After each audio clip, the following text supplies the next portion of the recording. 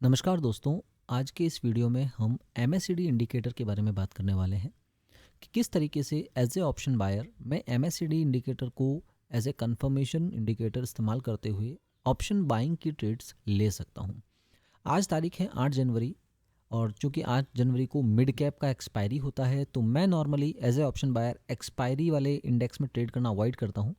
सो कम प्रीमियम और maximum risk reward की अगर प्रोबेबिलिटी बनती है तो जो नेक्स्ट एक्सपायरी यानी आज यदि मंडे है सो ट्यूसडे में जो एक्सपायरी आएगी वो आएगी आपका फिन निफ्टी की। सो फिन निफ्टी मेरे लिए मेरा सिलेक्शन ऑफ इंडेक्स होगा, मेरे लिए जो है प्रायोरिटी वाला इंडेक्स होगा जिसमें ट्रेड लेना मेरी पहली प्रायोरिटी बनेगी। सो यहाँ पर आपके सामने फिन निफ्टी आ चुका है और फिन निफ्टी का जो मैंने चार्ट लिया है वो लिया है 3 मिनट का चार्ट, क्योंकि मैं इंट्राडे ट्रेडर की पर्सपेक्टिव में बात कर रहा हूँ, ऑप्शन बायर के लेवल से बात कर रहा हूँ कि कैसे आप ऑप्शन बाइंग कर सकते हैं। सो उस केस में 3 मिनट का चार्ट काफ़ी सक्सेसफुल होता है, आपको अच्छे रिस्क रिवॉर्ड और रिटर्न देता है। आप 5 मिनट भी यूज़ कर सकते हैं, वो डिपेंड करता है इंडिविजुअल की ट्रेडिंग की सेटअप के ऊपर, स्टाइल के ऊपर। अब आ जाते हैं हम यहाँ पर इंडिकेटर, तो हमने इंडिकेटर लिया है MACD। सो ये है हमारा इंडिकेटर जो आपका आज की तारीख में मेन फोकस इंडिकेटर है, जिसके ज़रिए हम डिसाइड करेंगे कि ट्रेडिंग डिसीजंस कैसे लिए जा सकते हैं, कैसे हम कंफर्म करेंगे कि हमारा जो डिसीजन है वो सही है या गलत है। एक और चीज़ जो यहाँ पर हम ऐड करेंगे वो है एक्सपोनेंशियल मूविंग एवरेज। सो दोस्तों ये है एक्सपोनेंशियल मूविंग एवरेज और जिसकी सेटिंग मैं लेता हूँ 21। थोड़ा सा यहाँ पर कलर डिफरेंट कर लेता हूँ जो मेरे लिए बेहतरीन होगा।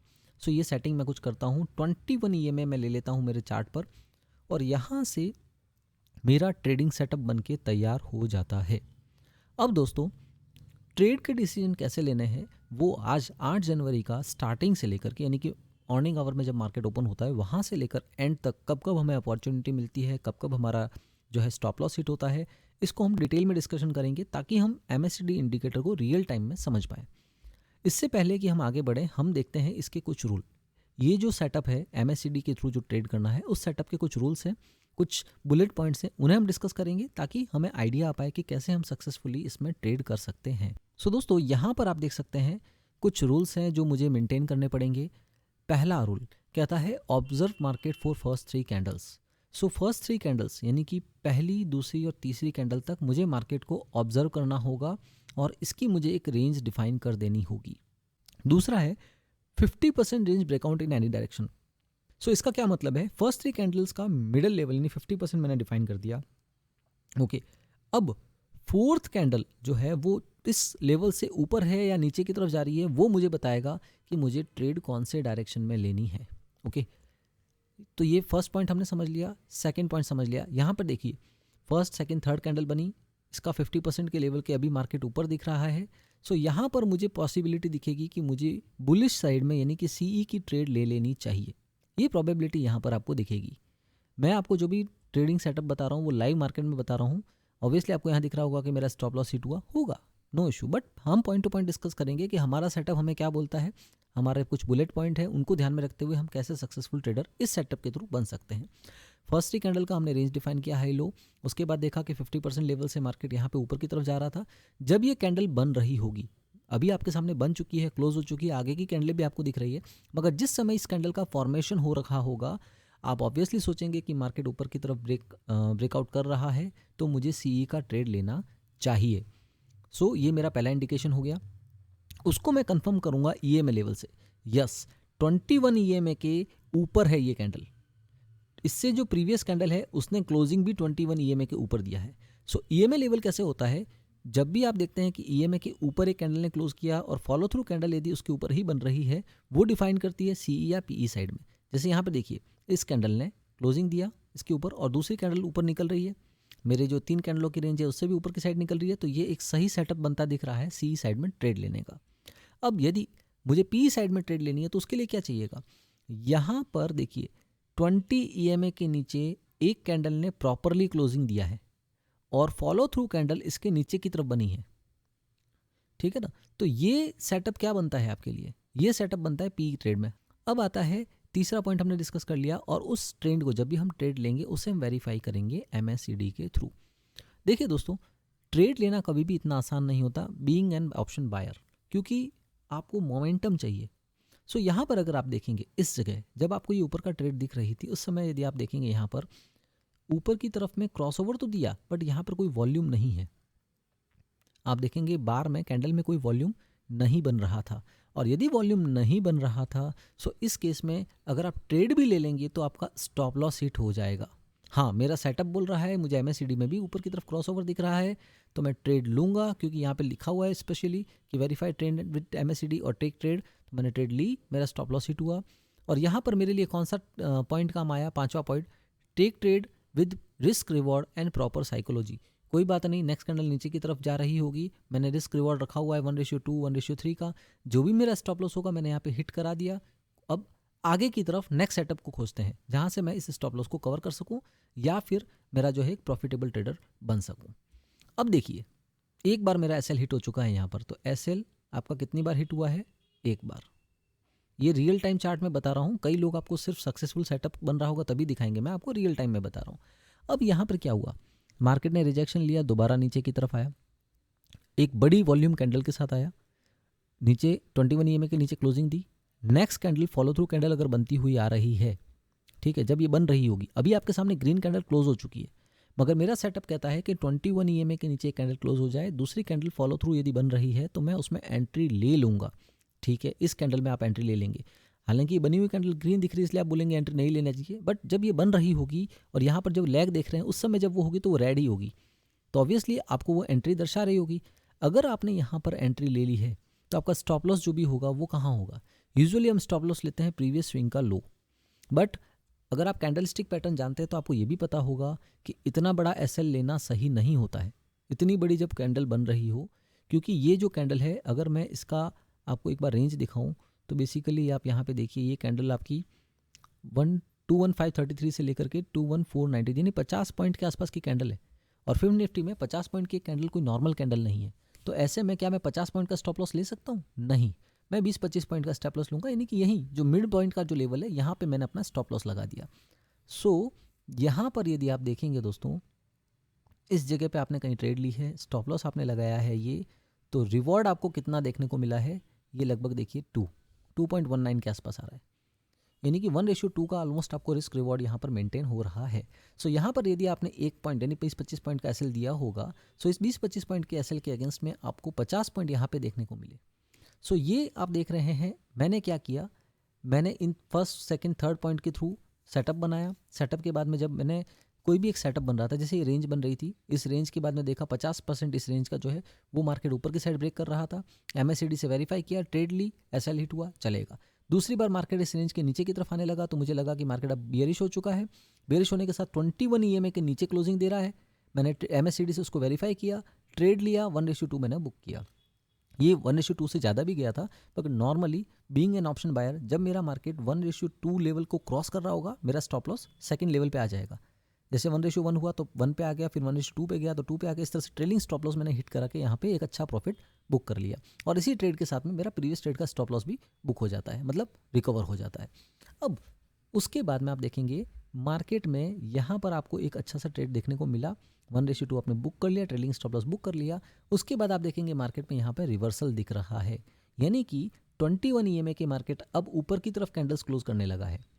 सो ये मेरा प्राइमरी इंडिकेशन हो गया। देखिए अब चीज़ आपको समझनी होगी दोस्तों, इनिशियल 30 मिनट्स में आप जो ये रेंज लेते हैं ना, फर्स्ट 3 कैंडल्स की रेंज के थ्रू आप डिसीजन लेते हैं ट्रेड लेने का।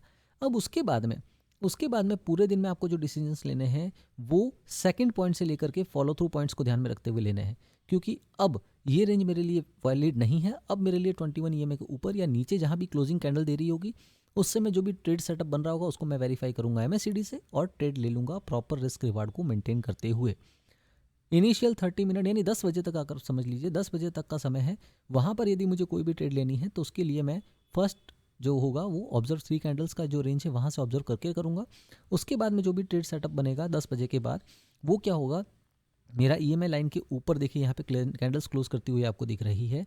सो ऐसे में यदि आप ट्रेड लेंगे तो यहाँ पर आपने ट्रेड ली क्योंकि एक कैंडल्स क्लोज कर चुकी है, एमएससीडी से आपने वेरीफाई किया, यस एमएससीडी भी पॉजिटिव बन चुका है। मेरा 25 पॉइंट का स्टॉप लॉस, अगर 20-25 पॉइंट का मैं स्टॉप लॉस रखता हूँ, या फिर इस प्रीवियस स्विंग, इस स्विंग या इस स्विंग के नीचे स्टॉप लॉस लग के ट्रेड लेता हूँ, क्योंकि दो तरह से स्टॉप लॉस लिए जाते हैं, या तो आप पर्टिकुलर पॉइंटों में लेंगे 15-20 पॉइंट 25 पॉइंट का, और या फिर प्रीवियस स्विंग के नीचे का आप स्टॉप लॉस लेंगे। सो उस केस में रिस्क रिवॉर्ड आपका कितना बनता है, सो यहाँ पर हम देख लेते हैं। ये ये देखिए यहाँ पे आपका रिस्क रिवॉर्ड, अगर आपने इस कैंडल में भी एंट्री ली है दोस्तों, स्टॉप लॉस को प्रीवियस स्विंग का लो रखते हुए, तो भी यहाँ पर आप देखिए 1:2 का टारगेट आपको देखने को मिल गया। सो यहाँ पर आप देख रहे होंगे, एक बार मैंने एसएल हिट कराया, एक बार मेरी सक्सेसफुल ट्रेड हुई जो कि यहाँ पर हुई, दूसरी बार सक्सेसफुल ट्रेड हुई जो कि यहाँ पर हुई। अब आगे बढ़ते हैं और दोबारा से मैं देखता हूँ एज ए बायर, यहाँ पर देखिए फिर से मेरा मार्केट नीचे आने लगा और इसके नीचे कैंडल क्लोज करी। दूसरी कैंडल जो मेरी यहाँ पे बन रही है वो मेरी एंट्री कैंडल होगी। मैं एमएससीडी से वेरीफाई करूँगा, यस एमएससीडी कंफर्म बोल रहा है कि ट्रेंड रिवर्सल हो चुका है। मैं क्या करूँगा, यहाँ पर एंट्री लूँगा। सो यहाँ पर यदि मैंने एंट्री ली है दोस्तों, तो दोबारा से मुझे रिस्क रिवॉर्ड देखना पड़ेगा। और ये देखिए अगर आप यहाँ पे एंट्री लेते हैं तो 25 पॉइंट का स्टॉप लॉस होगा। आप देखो स्टॉप लॉस मैं आपको हमेशा बताता हूँ प्रीवियस स्विंग, पर ये स्विंग बहुत ऊपर जा रहा है। अगर आप यहाँ से देखेंगे सो प्रीवियस स्विंग का लो ये 33 पॉइंट का हो रहा है, तो आप मैक्सिमम 20 या 25 पॉइंट का स्टॉप लॉस रखते हैं। मैं रिकमेंड करूँगा फिर निफ्टी वगैरह में 20 पॉइंट का स्टॉप लॉस बहुत होता है दोस्तों। सो 20 पॉइंट का स्टॉप लॉस रखते हैं यदि आप, या फिर प्रीवियस स्विंग या फिर 20 पॉइंट का स्टॉप लॉस, तो इसके अगेंस्ट में आपको टारगेट कितना मिल रहा है। देखिए यहाँ तक गया मार्केट, 56 तक गया। यदि आप 40 तक भी बुक करते हैं तो यहाँ भी अगर आप देखेंगे 1:2 का रिस्क रिवॉर्ड आपको देखने को मिल गया है। यानी कि अब हमारे पास में 3 ट्रेड्स मिली, एक ट्रेड यहाँ मिली, एक ट्रेड यहाँ मिली और एक ट्रेड यहाँ मिली। तीनों ट्रेडों में हमने 1:2 का रिस्क रिवॉर्ड बुक किया है। बट एक बार हमने एसएल भी दिया था। दोबारा से देखिए मार्केट आया 20 ईएमए के आसपास आया, काफ़ी कैंडल्स निकाले, 20 ईएमए को ब्रेक करने की कोशिश की, नहीं कर पाया। फिर एक कैंडल का प्रॉपर क्लोजिंग दिया है 20 ईएमए के नीचे। एमएससीडी कहीं मुझे रिवर्सल दिखाने की कोशिश कर रहा था, नहीं हुआ रिवर्सल। दोबारा एमएससीडी ने नेगेटिव साइड में स्ट्रेंथ पकड़ी। अगर इस कैंडल में मैं एंट्री लेता हूँ, स्टॉप लॉस प्रीवियस स्विंग का लो रखता हूँ, तो क्या दिखेगा यहाँ पर मुझे, ये देखिए दोबारा से यदि यहाँ पर मैंने एक ट्रेड ली है, इस कैंडल में नहीं तो इस कैंडल में ली, स्टॉप लॉस प्रीवियस स्विंग का लो रखा, 28 पॉइंट ज़्यादा हो रहा है। मैंने आपको बोला था 20 पॉइंट से ज़्यादा का स्टॉप लॉस मैं नहीं रखता हूँ, मैं अपनी बात कर रहा हूँ। आप अपने जो बैक टेस्ट करेंगे वहाँ के आधार पर देख सकते हैं। और यहाँ पे देखिए रिस्क रिवॉर्ड कितना मिल रहा है आपको, ये देखिए 2.4 का। मैं तो 1:2 ही पकड़ता हूँ नॉर्मली, तो 1:2 में यहाँ पर भी आपको एक सक्सेसफुल ट्रेड देखने को मिल गई। सो ये अब तक हमें कितनी ट्रेडें देखने को मिली है, 1, 2, 3 और ये 4, यानी कि 4 सक्सेसफुल ट्रेडें वर्क देखने को मिली है रिस्क रिवॉर्ड के हिसाब से। अब बात करते हैं, हम आगे बढ़ते हैं थोड़ा सा, और यहाँ पर आप देखेंगे उसके बाद दोबारा से मार्केट 20 ईएमए के आसपास गया, ये क्लोजिंग दी है मगर दूसरी कैंडल फॉलो थ्रू कैंडल नहीं बन पाई है। आप नॉर्मली ये भी बोल सकते हैं दोस्तों कि इस कैंडल ने 21 ईएमए के ऊपर क्लोजिंग दिया, फॉलो थ्रू कैंडल जाती हुई बनेगी, बिल्कुल बनेगी। और यदि आप यहाँ पे ट्रेड लेंगे तो आपका स्टॉप लॉस हिट होगा।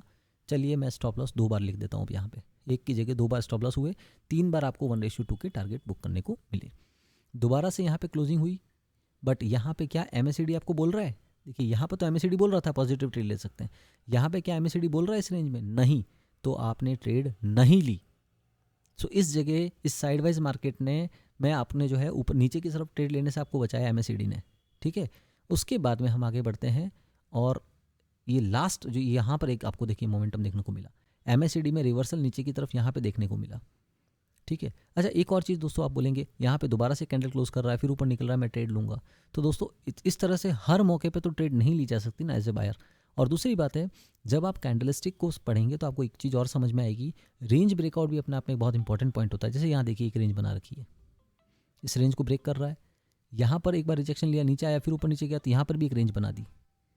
इस रेंज को जब ब्रेक करेगा तभी मेरे लिए ट्रेड बनेगा, क्योंकि रेंज ब्रेकआउट पे बड़े ट्रेड्स मिलते हैं आपको। और जब तक मार्केट रेंज में रहता है, इस तरह की रेंजों में रहेगा, तो ये साइडवाइज होने के चांसेस हैं। ये चीज़ आपको वक्त के साथ जब आप मार्केट में थोड़ा टाइम स्पेंड करेंगे तो आपको पता लगेगा कि जैसे कि यहाँ पर ये हेड एंड शोल्डर बना और अलग अलग तरह के पैटर्न बनते हैं। यहाँ पर आकर देखेंगे तो कप एंड हैंडल का पैटर्न बना, उसका ब्रेकआउट हुआ। ये चीज़ें भी बहुत मायने रखती है, क्योंकि कैंडलस्टिक पैटर्न बहुत इंपॉर्टेंट रोल प्ले करता है सही ट्रेड लेने के अंदर में, ठीक है। सो यहाँ पर देखिए कप एंड हैंडल बन रहा था, हेड एंड शोल्डर बन रहा था, उसका ब्रेकआउट हुआ, प्लस आपने देखा कि मेरा 21 ईएमए के नीचे क्लोजिंग दे रहा है, एमएससीडी से उसको वेरीफाई किया, आपने ट्रेड लिया, और यहाँ पर देखिए कितना बड़ा आपको टारगेट देखने को मिला है। अगर प्रीवियस स्विंग का लो भी लेते हैं, सो ये देखिए यहाँ पर आपको ये 1:4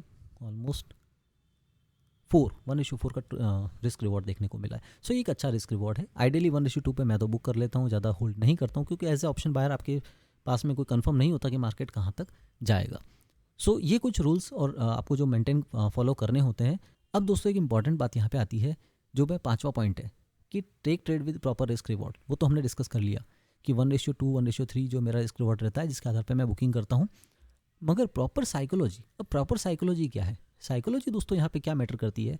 मैंने एक ट्रेड ली, स्टॉप लॉस हिट हुआ, दूसरे में रिस्क रिवॉर्ड मेरा मेंटेन हुआ, तीसरे में रिस्क रिवॉर्ड मेंटेन हुआ, चौथे में रिस्क रिवॉर्ड मेंटेन हुआ, बस बहुत हो गया। 3-4 ट्रेड आपने दिन में ले ली, बहुत हुआ दोस्तों। मार्केट पूरे दिन ट्रेंडिंग नहीं होता है।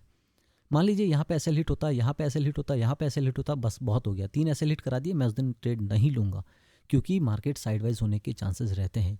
या फिर मैं वेट करूँगा एक पर्टिकुलर 12-1 बजे तक, 2 बजे तक, क्योंकि इनिशियल में अगर सुबह सुबह मेरा 2-3 स्टॉप लॉस शूट हुआ है, सो मैं हाफ डे तक वेट करूँगा। फिर दोबारा अगर कहीं पर कोई रेंज ब्रेकआउट दिखता है, सो यहाँ पर कहीं मैं ट्रेड ले सकता हूँ। दोबारा यहाँ एक रेंज बनी, इसका ब्रेकआउट दिखा, यहाँ मैं ट्रेड ले सकता हूँ। अब ये सब चीज़ें जो साइकोलॉजी डेवलप होती है, ये वक्त के साथ होती है। आप 6-7 महीने जब मार्केट को देंगे, आप कैंडल्स को समझेंगे, तब आपको समझ में आएगा कि रेंज ब्रेकआउट क्या होता है। जैसे यहाँ पर भी अगर आप देखते हैं, मार्केट हायर हाई बना के ऊपर जा रहा था, इस लेवल को ब्रेकआउट दिया, यहाँ से 20 EMA का नीचे निकला और ये एक मेरे लिए अच्छा सेटअप बना, तब मैंने ट्रेड ली। सो हमेशा हर मौके पे ट्रेड नहीं लिया जाता है। ये सब इंडिकेटर्स हैं, ये आपको कंफर्मेशन का काम करते हैं जब भी आप कोई डिसीजन ले रहे होंगे। जैसे मान लीजिए यहाँ पे एक रेंज का इसने हायर हाई बना के एक लेवल का मेंटेन कर रहा था, उसको ब्रेकआउट करके नीचे निकल रहा है, 21 EMA के नीचे निकल रहा है, मैंने MACD से उसको वेरीफाई कर लिया, ट्रेड ली, क्योंकि ये इसने मुझे कन्फर्मेशन दिया कि हाँ आप जो सोच रहे हो मेरे हिसाब से ये सही है, तब जाके आपने ट्रेड ली और आपको अच्छा रिस्क रिवॉर्ड मिला। मगर क्या हमेशा मैं सिर्फ MACD के बेसिस पे ट्रेड लूँगा तो क्या मुझे पैसा मिलेगा? नहीं मिलेगा। एज ए ऑप्शन बायर तो पक्का नहीं मिलेगा। एज ए ऑप्शन सेलर मिल सकता है, बट बायर मुश्किल है, बहुत मुश्किल है दोस्तों।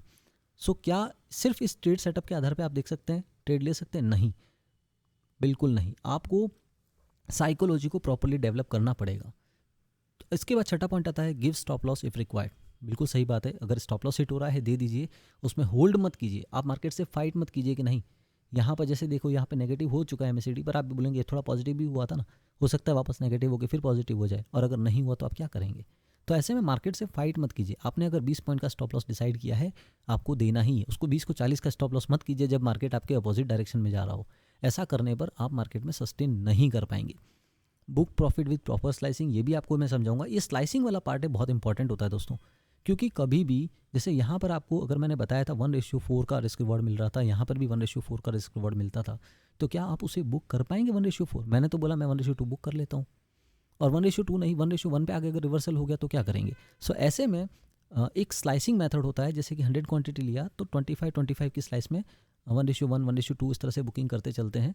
वो एक तरीका होता है, उसका मैं अलग से वीडियो डालूंगा। क्यों? अगर आप उसको फॉलो करेंगे तो एज ए ऑप्शन बायर आपकी प्रोबेबिलिटी ऑफ सक्सेस बहुत बढ़ जाएगी। सो उसके लिए एक अलग से वीडियो डालूंगा जिससे आप देख सकते हैं। और फिर आखिर में आता है सक्सेसफुल ट्रेडर बनना, तो वो तो बेसिकली जब आप इन सब पॉइंटों को अच्छे से इंप्लीमेंट कर लेंगे तो ऑब्वियसली आप एक सक्सेसफुल ट्रेडर बन जाएंगे। एक चीज़ मैं ज़रूर हाईलाइट करता हूँ दोस्तों, सिर्फ और सिर्फ इंडिकेटर्स, सिर्फ और सिर्फ रेंज मार्क कर देना आपको ट्रेडर नहीं बनाते। आपको यहाँ पर लेवल्स का भी बहुत इंपॉर्टेंट रोल होता है। यहाँ पर प्रीवियस डे का एक रिजेक्शन लेवल है, देखिए जैसे ये एक प्रीवियस डे से रिजेक्शन लिया था तो एक लेवल इंपॉर्टेंट बन के आता है, और मार्केट ने दोबारा यहाँ से आज भी यहीं से रिजेक्शन लिया। ट्रेडिंग इतना आसान नहीं है कि सिर्फ एक इंडिकेटर के आधार पे या कॉम्बिनेशन ऑफ इंडिकेटर्स के आधार पे आप ट्रेड ले सकते हैं। नहीं, आपको कैंडलिस्टिक पैटर्न को समझना पड़ेगा, आपको मार्केट के इमोशन को समझना पड़ेगा, अपनी साइकोलॉजी को डेवलप करना पड़ेगा, तब जाके आप परफेक्ट एक बायर बन पाते हैं। और मैं आपको एक बात बहुत ओपनली बताता हूँ इस वीडियो के दौरान, मैं आज भी अपने आप को सक्सेसफुल ऑप्शन बायर नहीं मानता हूँ। कारण है ऑप्शन बाइंग में रिस्क रिवॉर्ड मेंटेन करना रन टाइम साइकोलॉजी में बहुत मुश्किल होता है दोस्तों। मैंने कई बार ऑप्शन बाइंग में 5 दिन 6 दिन अच्छा खासा कमाया, और 7वें दिन वो जो 5-6 दिन कमाया ना, उसका 70 से 80% जो है पैसा वो साइकोलॉजी फेलियर के कारण गवा दिया है। और ये बिल्कुल सच है, कड़वा सच है मेरी ऑप्शन बाइंग में, इसलिए तब से मैं ऑप्शन सेलर बन गया। अब मैं आपको एक पर्सपेक्टिव यहाँ पे दिखाने की कोशिश करता हूँ। मान लीजिए इंस्टेड ऑफ बीइंग बायर यदि आप सेलर भी बनते हो ना दोस्तों, सो यहाँ पर यदि आप इस मोमेंटम में एग्जिट नहीं करते और यहाँ भी कहीं पे एग्जिट करोगे, यहाँ पे एंट्री लेने के बाद में यहाँ भी कहीं पे भी एग्जिट करोगे, तो भी आपके पास में कुछ पैसा आपके घर पे ले जाने लायक बनेगा, बिकॉज यहाँ पर टाइम वैल्यू जो है वो आपके फेवर में काम करता है। सिमिलरली इस ट्रेड की भी यदि बात करूँ, यहाँ पर भी यदि आपने एंट्री ले ली है और आप एग्जिट इस जगह नहीं करके यहाँ पर भी करते हैं, तब भी आपके पास में एक पैसा होगा जो आप घर पे लेके जाओगे, बिकॉज टाइम वैल्यू जो है वो आपकी डायरेक्शन में काम कर रहा है। सिमिलरली यहाँ पर भी आपने लिया, सो इस मोमेंटम पे एग्जिट नहीं करके यहाँ तक होल्ड भी करोगे तो भी आपको कुछ फिगर दिखा रहा होगा, और उसके बाद में ये पूरा एक फॉल जो है वो आपके फेवर में काम करेगा। सो ऑप्शन सेलर के लिए जो हमने अक्सर सुना है कि जो प्रोबेबिलिटी ऑफ विनिंग होती है वो 66% होती है, ऑप्शन बायर के लिए 33% होती है। सो ये एक बहुत इंपॉर्टेंट पॉइंट है। ऑप्शन बायर है, आपको बड़े मोमेंटम को क्विकली कैप्चर करके निकल जाना है। ऑप्शन सेलर है तो आप आराम से बैठे रहिए अपने लेवल तक, और फिर उसको एक स्ट्रैटेजी में आप फ्लो के साथ बहते बहते एक अच्छा सा रिस्क रिवॉर्ड मेंटेन कर सकते हैं। ऑप्शन सेलर के तौर पे आप 1:1 भी अगर आप लेके चलेंगे तो भी आप प्रॉफिटेबल रह सकते हैं। ऑप्शन बायर में 1:2, 1:3 यदि आपने रिस्क रिवॉर्ड मेंटेन नहीं किया है तो आपके लिए मुश्किल है इस मार्केट में सर्वाइव करना। सो मैं बहुत कड़वा सच बता रहा हूँ, ऑप्शन बायर के लिए सक्सेस पाना बहुत मुश्किल है। सेटअप्स तो आप फॉलो कर सकते हैं। सेटअप मैंने इसलिए बताया क्योंकि एमएससीडी को मैं समझता हूँ एक अच्छा रिटर्न देता है एमएससीडी, और एक अच्छी कंफर्मेशन देता है आपको। अगर आपने कैंडलस्टिक समझा है, यदि आपने ईएमए का यूज़ समझ लिया और उसके बाद में आपने एमएससीडी से वेरीफाई करके ट्रेड ली, तो आपको एक अच्छा रिस्क रिवॉर्ड दे सकता है मार्केट। आप एक सक्सेसफुल बायर बन सकते हो, प्रोवाइडेड आपने अच्छी साइकोलॉजी डेवलप की है। मैं 2 साल होने के बाद भी अच्छी साइकोलॉजी डेवलप करने में सक्सेसफुल नहीं रह पाया हूँ। ऑल्दो अब मैं प्रॉफिटेबल पोर्टफोलियो बना चुका हूँ, बट स्टिल वो एज ए सेलर बन पाया है, एज ए बायर नहीं। सो एज ए बायर यदि आपको सक्सेस होना है तो इस तरीके से सेटअप में आप ट्रेड कर सकते हैं। मैंने भी 5-6 दिन प्रॉफिट किया है, मगर जो 7वें दिन में इसका 80% चला जाता है तो ये बहुत डिमोरलाइजिंग होता है यार। क्योंकि आपकी पहली 2-3 ट्रेडों में अगर स्टॉप लॉस हिट हो गया और उसके बाद जब आप रिवेंज ट्रेडिंग वगैरह करते हो तो ये प्रॉब्लम हर किसी ट्रेडर के साथ में रियल टाइम में होती है। एक कड़वा सच है, आप सबको भी समझना पड़ेगा। यदि आप उस पर कंट्रोल पा सके तो डेफिनेटली ये 5-6 बार आप अच्छा प्रॉफिट बना के 7वें दिन में उस लॉस को लिमिटेड करके एक बड़ा सम घर पे ले जा सकते हो as a buyer. As a seller profit थोड़ा कम होते हैं मगर सस्टेनेबली होते हैं।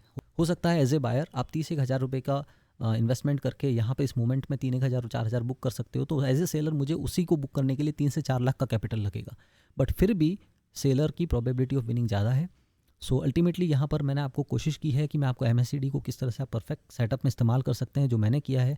मुझे सक्सेस ज़रूर मिली है, मगर एक कड़वा सच भी आपको बताया है कि एज ए ऑप्शन बायर यहाँ पर सक्सेस मिलती है, अच्छे पॉइंट्स बुक हो जाते हैं, मगर साइकोलॉजी जहाँ पे फेल होती है तो मैं अक्सर मात खा जाता हूँ।